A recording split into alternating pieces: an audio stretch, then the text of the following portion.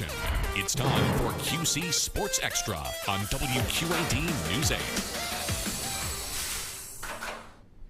Welcome to the Quad City's only half-hour sports show. I'm Matt Randazzo. Way over there is Corey Kuffler, and in between us, another Assumption State champion. This is the three-time defending state soccer champs. Ladies, thanks so much for coming in.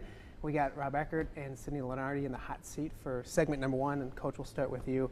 First and foremost, congratulations. I know Corey and I and everybody speculated this would be the end result, but it takes a lot of work to get there, and I'm sure you're thrilled to get there. Yeah, and that's, I mean, we made it a plan that this was going to be our end result, and that made it even harder, I think. We were on top of the mountain kind of all year, and, you know, to win the state championship takes a lot of hard work. These girls know what that takes. They've done it for basketball, they've done it for track, and to be able to put the run together at the end of the year like they did after a long year of a lot of hard competition, it just says a lot about this program. Did you guys feel like the hunted throughout the year? I mean, everyone took their best shots at you guys, and everyone wanted to beat Assumption. Teams brought it every night. Yeah, every team came out to play their best game against us because we were the team to beat all year, and we had some tough competition, but our team held up and we did a great job, you know, taking each next challenge and following through. When it's expected to win by so many people, does it make your job easier or harder to try to make sure the girls follow through and get to where they need to be to show that, hey, yeah, you expect us to do it, but we can do it too? Yeah, this it makes it harder from an expectation level, but this group of girls, I mean, they can achieve a lot, and anything that they put their minds to. I mean, in an hour's time period, they put together a talent show on Friday night, and I was quite impressed. Did you tape that? Yes, we did. Oh my goodness, So that could get on the website. Little do they know that you gave that to us, and we're going to play that a little bit. Yes, they didn't know that. It got really quiet. Their eyes got really big too, like, are you serious? Being the goalkeeper, and I know I asked you this after your first game of the postseason, you had the best seat in the house pretty much every game. What was it like watching this team from your vantage point? It was amazing. You know, we make such great passes, and, you know, being able to watch these shots go in the goal is an amazing feeling. And I get so proud when they, you know, can put one in the back of the net, and I just love watching, you know, each set play, and it's really amazing. Because you weren't challenged very much. I mean, yeah, you had a couple shots you had to stop in the championship game there, and they scored a few on you here and there throughout the seasons, but you really weren't challenged a whole lot. I mean, was that nice for you to make it easier? I mean, it is. I don't have to have as much pressure because my defense is just so amazing. And it helps that Riley's back here taking credit for that. Riley's amazing. Name drop. Morgan. The whole and little team. Rachel back there. Yes, everyone. Well, you guys, the goal, and not to bring up negative stuff at all, but the goal was to start at a MAC championship. That didn't happen, but when you won yesterday, you kind of mentioned in the post-game interview that this is what it's all about, is a state championship. How proud of you girls, are you of the girls, to kind of get over some adversity that you don't have a lot and still win a state championship? Yeah, we looked at that game. I mean, after that game was over, there was a lot of things that we could have held our heads about, but you know, we won 51 games straight before that, and that's what we focused on. We set a national record, and you know, I told the girls after that game that let's, instead of look at all the bad things that we did, let's just focus on the fact that we set a national record, won a lot of games. And that game, I mean, personally, we think it could have gone either way. We hit a couple posts, we had great shots, we had opportunities, and that's what happens during great games. And we learned a lot from that game that allowed us to play against the Bishop Heelan team that has won all their games previous to the state championship.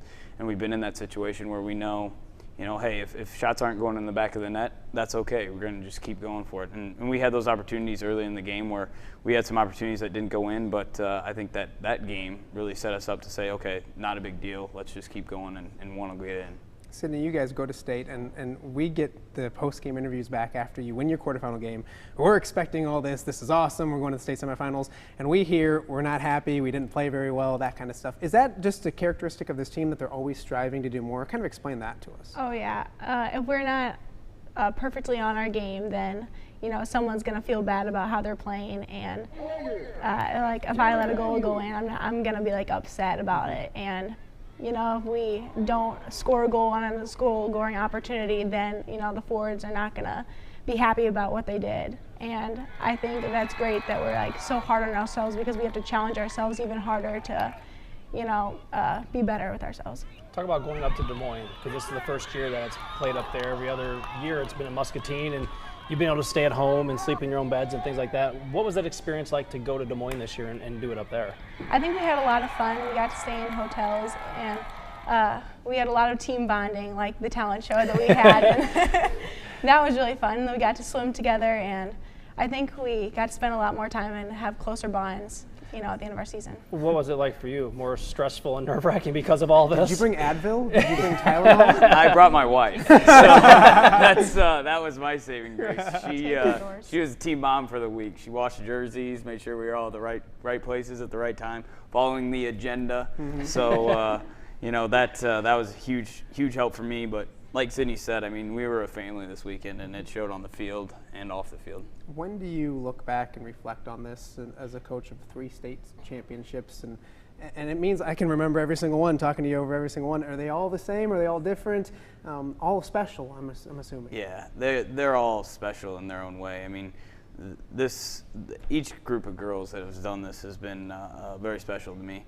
And, you know, I'll remember each of them for the rest of my life. And this one being 3rd in a row, I mean, it's cool. You know, it's something that no one at Assumption's done before, and that's kind of what we set out to do in this program when I first took over. And you know, we've accomplished that goal, and now it's what else can we do?